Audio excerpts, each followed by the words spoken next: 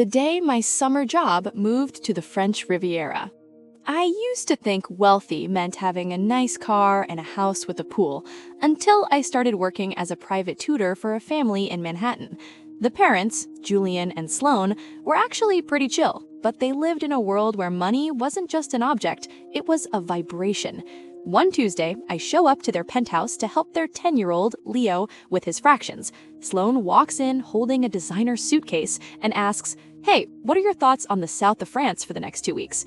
I laughed, thinking it was a joke. I said, I've seen pictures." She didn't blink. She just said, "Great, we're heading to our villa in Antibes tomorrow morning. Leo's struggling with his long division, and I'd hate for him to fall behind over the break. We've already booked your seat on the Gulf Stream. Pack light, we'll buy whatever you need when we land."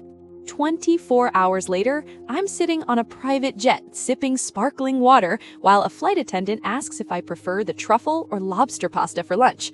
When we got to the villa, it wasn't just a house, it was a palace carved into the cliffs. They gave me my own guest suite with a balcony overlooking the Mediterranean.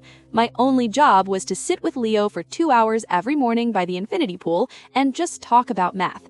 The rest of the time, Sloan handed me a black credit card and said, "Go explore, grab some dinner, buy some linen shirts, just don't forget the receipts for the accountant."